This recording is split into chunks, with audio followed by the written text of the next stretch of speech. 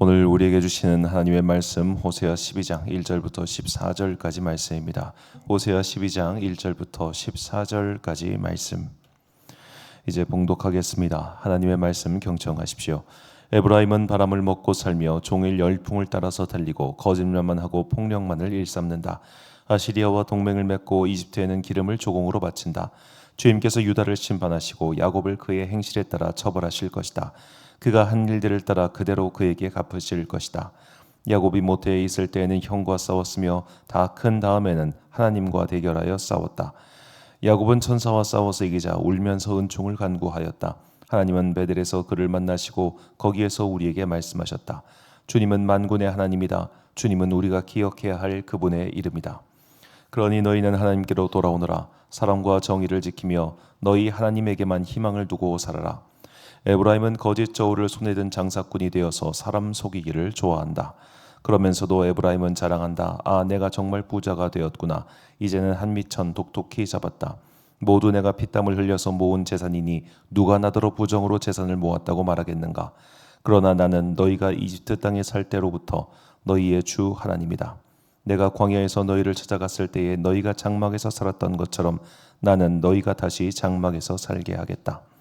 내가 예언자들에게 말할 때에 여러 가지 환상을 보였으며 예언자를 시켜서 백성에게 내 계획을 알렸다.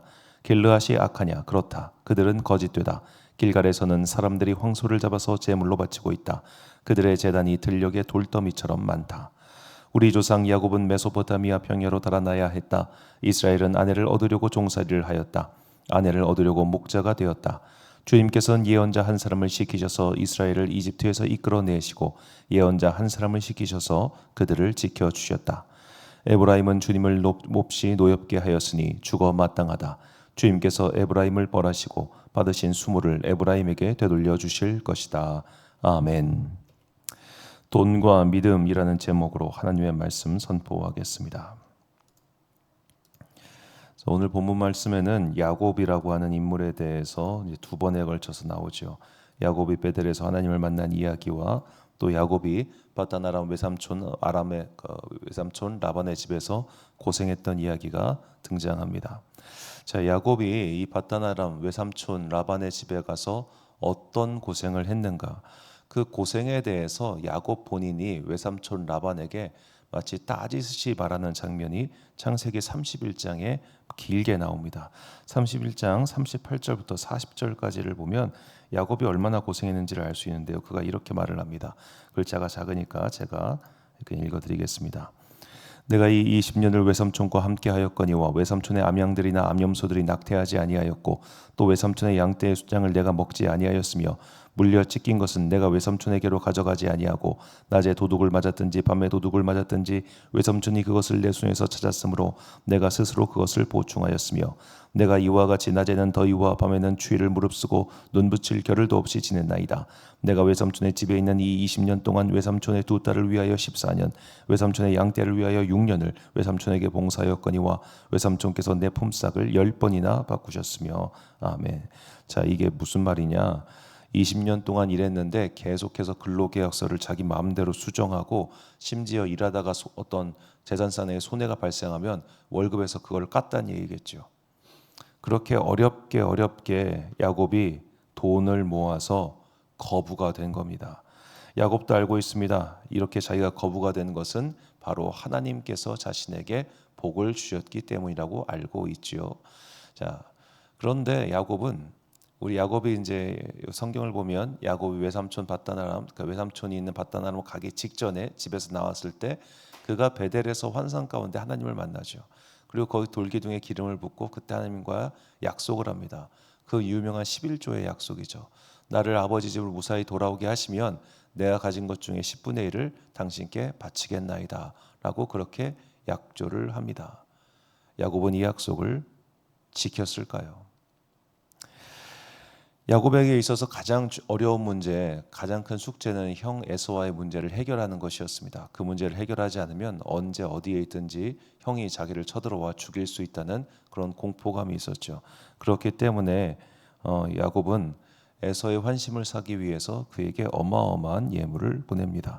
창세기 32장 13절에서 15절 말씀을 보면 야곱이 거기서 밤을 지내고 그 소유 중에서 형 에서를 위하여 예물을 택하니 암염소가 200이요 수점소가 20이요 암양이 200이요 수량이 20이요 젖나는 낙타 30과 그 새끼요 암소가 40이요 황소가 10이요 암나비가 20이요 그 새끼 나이가 10이라. 자, 이렇게 많은 것들은 오늘날 사도 돈이 어마어마하게 비쌀 겁니다. 소 한 마리도 가격이 어마어마한데 그거를 200마리가 넘는데요. 자, 그렇게 많은 재물 예물을 형 에서를 위해서 그의 마음을 돌리기 위해서 두려워서 보냈습니다. 자, 그렇다면 그 야곱은 처음에 하나님과 약속한 대로 이제 그 문제가 해결되었으니 하나님께 바로 가서 그 베델에서 제단을 쌓고 하나님께 10분의 1을 드렸을까요? 아닙니다. 형 에서와의 문제가 해결되자마자 야곱은 숫곳, 정확하게는 이제 세겜이라는 곳에 가가지고 거기서 땅을 사가지고 거기다가 이제 짐승들을 할 수 있는 우리간, 그러니까 일종의 우리를 만듭니다. 자, 그렇게 거기서 거주하다가 자기 자식들의 어떤 문제가 발생하자 그제서야 하나님의 음성을 듣고 그제서야 베델로 가죠. 삶의 문제가 생기기 전까지 야곱은 과거에 그가 하나님과 했던 약속을 이행할 생각이 없었습니다. 자, 창세기 35장 1절과 14절과 15절 말씀입니다. 하나님이 야곱에게 이르시되 일어나 베델로 올라가서 거기 거주하며 내가 내 형 에서의 낯을 피하여 도망하던 때에 내게 나타났던 하나님께 거기서 제단을 쌓으라 하신지라. 14절과 15절 보니까 야곱이 하나님이 자기와 말씀하시던 곳에 기둥 곧 돌기둥을 세우고 그 위에 전제물을 붓고 또 그 위에 기름을 붓고 하나님이 자기와 말씀하시던 곳의 이름을 베델이라 불렀더라. 아멘. 자, 여기서 돌기둥과 그 위에 전제물, 기름 부음. 야곱이 아까 에서에게 예물로 바친 재산의 목록을 봤을 때 야곱의 재산은 어마어마했을 겁니다. 그 재산의 10분의 1이라고 가정을 해봅시다. 돌기둥을 세워서 그 위에 10분의 1을 번제로 드릴 만큼의 돌기둥이었다면 그 돌기둥은 지금까지도 남아 있을 만한 거의 고인돌 그 이상의 크기였을 겁니다. 야곱은 제대로 11조를 했다는 기록이 나오지 않습니다. 이게 중요합니다. 자, 성경은 굉장히 중요한 부분을 디테일하게 다룹니다. 그러니까 성경의 저자가 어떤 부분에서 성경은 되게 집요할 만큼 숫자가 많이 나온 책이기도 해요. 우리가 민수기 보면 왜 이런 쓸데없는 숫자가 많이 나올까 하고 그냥 눈으로 넘기는 게 많지 않습니까? 성경은 중요한 것은 반드시 표기를 합니다. 그런데 야곱이 10분의 1, 11조를 드렸으면은 그 숫자를 기록했을 겁니다. 나오지 않습니다. 에서에게 준 예물은 이렇게 많이 나오는데 하나님께 바친 예물에 대해서는 한 줄, 한 단어로 끝입니다. 야곱의 인생이 그렇게 하나님께서 그에게 많은 은혜를 부어주셨음에도 불구하고 사실 야곱의 인생은 그가 고백하듯이 험악한 인생이었습니다. 왜 그랬을까요? 오늘 본문에 나오는 이 에브라, 그러니까 정확하게 북이스라엘 왕국에 대해서 이렇게 선지자가 하는 말 잘 들어보면 사실은 야곱이 자기 재산을 너무 아꼈기 때문에 내가 어떻게 번 돈인데 내가 어떻게 이 돈을 모았는데 어찌 보면 그런 그의 삶의 태도가 그의 가정에서 그의 자녀들을 대한 태도 이런 것들로 드러나지 않았을까요? 능히 할 수 있는 추측이라 저는 생각을 해봅니다. 자, 오늘 본문에서 선지자는 이 사람들의 죄를 지적하며 이렇게 말을 합니다. 본문 7절과 8절을 보니까 그는 상인이라 손에 거짓 저울을 가지고 속이기를 좋아하는도다. 에브라임이 말하기를 나는 실로 부자라. 내가 재물을 얻었는데 내가 수고한 모든 것 중에 죄라 할 만한 불의를 내게서 찾아낼 자 없으리라 하거니와. 자, 상인이었습니다. 그리고 정직하게 돈을 벌었다고 합니다. 내가 정직하게 노력해서 정직하게 돈을 불려가지고 부자가 되었으니 나는 불의한 방법으로 돈을 번 것도 아니잖아. 그러니까 나는 아무 잘못이 없어 라고 그렇게 북왕국 사람들은 말을 하고 있는 겁니다.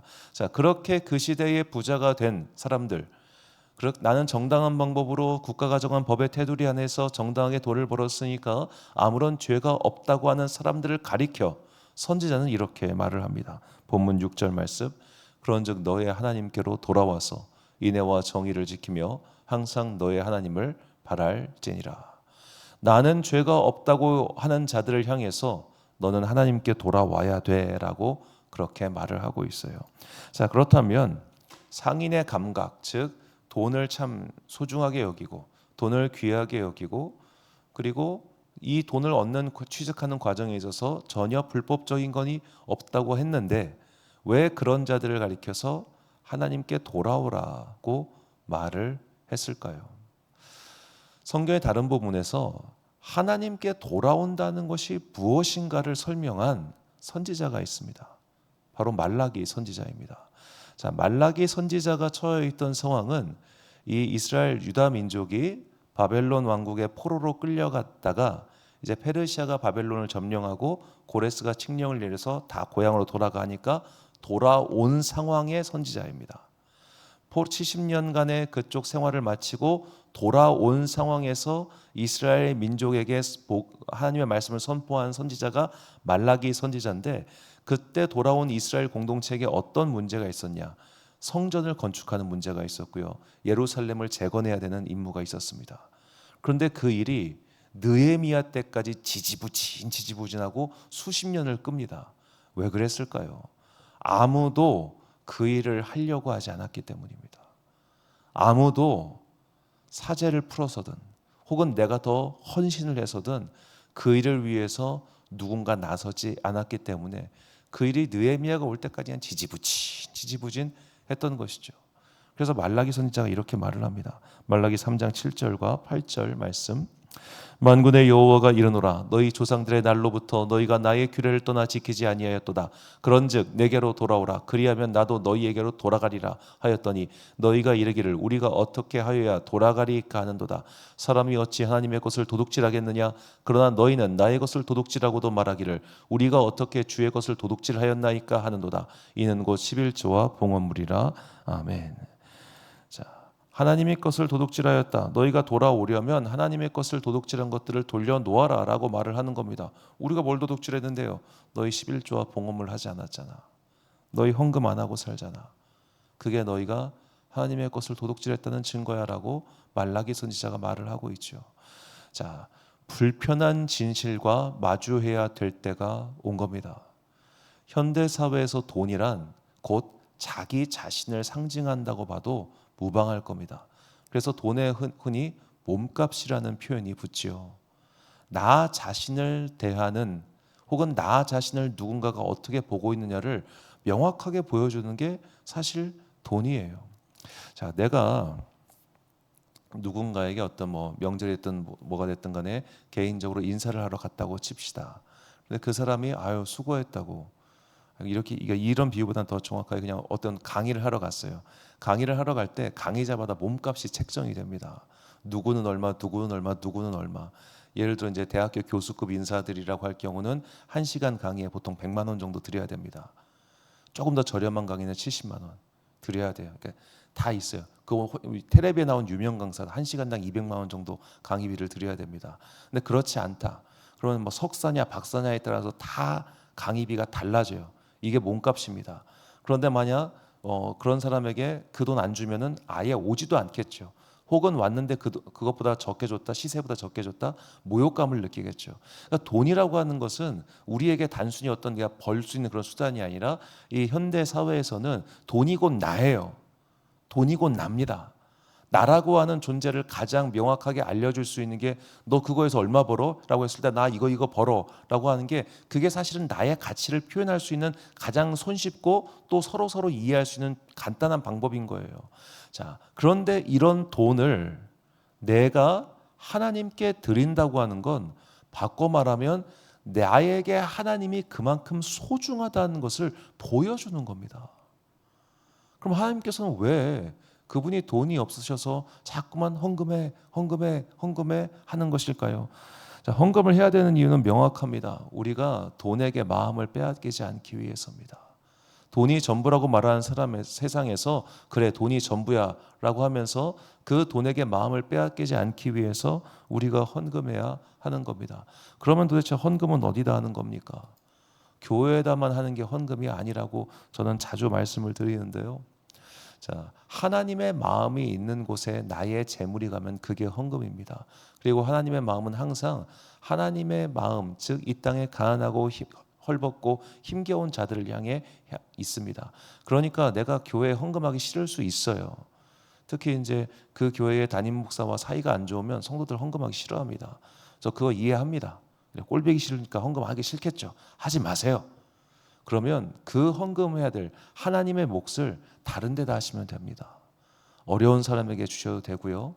근데 이제 어려운 사람에게 1대1로 직접 주는 것은 사실 그와의 어떤 종속 관계를 만들어내기 때문에 그것은 지혜로운 방법이 아니고, 가장 좋은 것은 이제 기독교 정신을 가지고 이 땅에 어둠을 밝히는 그런 선한 일을 하고 있는 여러 시민 단체들이 있습니다. 그런 데다가 기부하시면 됩니다. 정기적으로 하시면 돼요. 자, 우리는 자꾸 안 하고 싶은 핑계가 있다 보니까 안 해야 될 이유를 찾습니다. 헌금을 하지 않아도 될 이유를 내 안에서 만들어내자면 100가지도 넘게 만들어낼 수 있을 겁니다.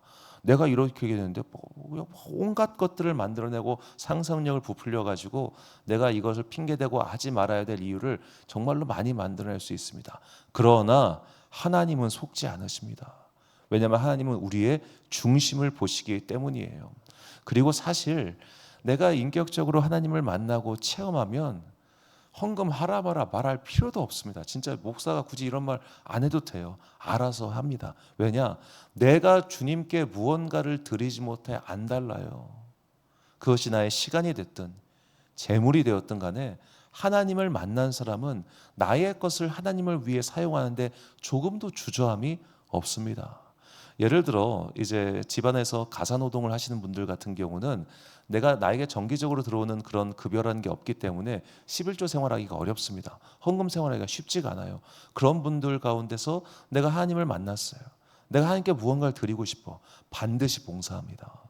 반드시 시간 내서 봉사하고요. 그것도 안 된다. 기도의 탑이라도 쌓아요.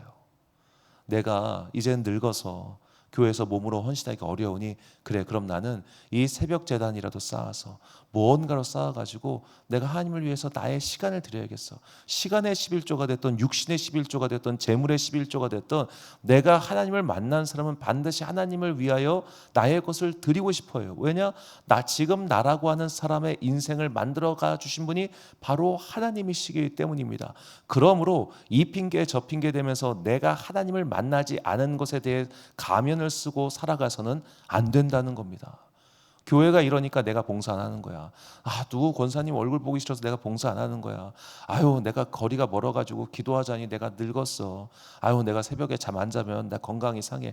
이런저런 이유를 계속 대면서 사실은 하나님께 돌아가기 싫은, 왜냐하면 하나님을 만나지 않았기 때문에, 혹은 하나님을 만남으로써 지금 현재 내가 가지고 있는 삶의 좋은 것들을 포기하고 싶지 않기 때문인지, 그 이유는 각자 다를 겁니다만 분명한 것은 하나님을 만난 자들은 하나님께 아낌없이 자신의 것, 그것이 재물이 되었던 육신이 되었던 시간이 되었던 그것을 드릴 것이며, 그렇게 드림으로 말미암아 그는 하나님께 돌아와 그에게 접목된 자가 될 겁니다. 하나님께 접목된 자들은 신기하게 그때부터 새로운 하나님과의 만남이 시작됩니다. 내가 과거에 만난 은혜가 있기 때문에 오늘 감사하는 사람은 내일의 새로운 은혜가 있습니다. 그렇기 때문에 믿음의 사람들은 일일신 우일신 하는 거예요. 오늘 새롭고 내일이 새롭습니다. 하나님과의 만남이 날마다 깊어지기 때문입니다. 그래서 사도 베드로는 우리의 믿음은 금보다 더 귀하기 때문에 하나님과의 만남의 그 새로운 상을 바라라고 우리에게 다음과 같이 권면합니다. 결단의 말씀 베드로전서 1장 7절과 13절 말씀을 한 목소리로 봉독하겠습니다. 시작. 너희 믿음의 확실함은 불로 연단하여도 없어질 금보다 더 귀하여 예수 그리스도께서 나타나실 때에 칭찬과 영광과 존귀를 얻게 할 것이니라. 그러므로 너희 마음의 허리를 동이고 근신하여 예수 그리스도께서 나타나실 때에 너희에게 가져다 주실 은혜를 온전히 바랄지어다. 아멘. 사랑하는 지혜빛 광성교회 성도 여러분, 그리고 이 새벽 함께 깨우고 계신 귀한 주님의 자녀 여러분, 하나님을 만나셨습니까? 만났다면 굳이 제가 이런 말씀 드리지 않아도 알아서 자신의 삶에서 그것이 재물이 되었던 시간이 되었던 육체의 봉사가 되었던 하나님께 나의 것을 온전히 드리고 계실 겁니다. 그렇지 않다면 정직하게 말씀 앞에 서서 나의 생활을 돌아봐야 됩니다. 나는 아직도 하나님께 대하여 아끼고 있는가? 나의 것을 드리기가 그렇게 아깝고, 나의 시간을 드리기가 그렇게 아깝고, 나의 몸을 써서 봉사하는 게 그렇게 귀찮다면 정직하게 기도해야 됩니다. 하나님, 제가 하나님을 만나고 싶습니다. 성령 하나님, 나에게 오셔서 내가 하나님을 만날 수 있도록 은혜를 베풀어 주옵소서. 이렇게 정직하고 솔직한 마음으로 주님 앞에 기도하는 자의 그 간구를 주님께서 결코 외면하지 않으신다는 것을 잊지 마시고, 내일도 새로운 하나님과의 만남을 추구하며 오늘 주님께 나의 시간과 나의 육신과 나의 재물을 드리는 슬기로운 주님의 자녀들이 되시기를 예수님의 이름으로 축원합니다. 기도하겠습니다. 사랑과 은혜가 풍성하신 아버지 하나님, 돈이 전부인 세상 속에서 우리는 나의 시간과 육신과 재물을 하나님께 아낌없이 드리고 있습니다. 그것은 내가 주님을 만났기 때문이며 그것은 내가 지금도 주님의 은혜를 사모하기 때문입니다. 이 마음을 가지고 살아가는 주의 자녀들에게 하나님을 만나는 복과 은혜를 내려 주옵소서. 오늘도 성령 하나님, 기도하는 모든 성도들의 마음 가운데 내려오사 살아계시고 역사하시고 치유하시고 변화시키시는 하나님의 권능을 체험하게 하여 주옵소서. 그래야 우리의 믿음이 이 세상 어느 곳에 있든지 결코 흔들리지 않은 반석 위에 굳게 서서 마침내 주님께서 다시 오실 그때에 의의 면류관을 받는 주의 자랑스러운 성도들 되게 하여 주옵소서. 오늘도 말씀 앞에서 정직하게 자신을 돌아보아 아직 하나님을 만나지 못했다면, 그래서 나의 것을 드리기가 그토록 아까운 마음이 있다면 정직한 마음의 기도를 주님께서 받아주사 성령님을 만나는 은혜를 그 사람들에게도 내려 주옵소서.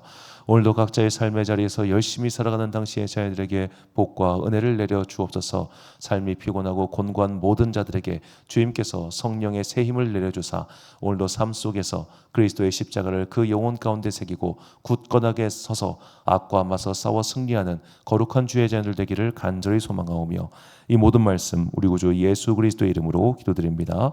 아멘. 오늘의 기도 제목입니다. 하나님의 살아계심과 그분을 믿는 자들에게 상을 주신다는 것을 분명히 신뢰할 수 있도록 내 안에 성령님의 임재를 깨닫고 경험하게 해달라고 기도하십시오. 오늘 주신 기도의 제목 가지고 기도와 묵상에 힘쓰는 하루 되시길 바랍니다. 기도하겠습니다.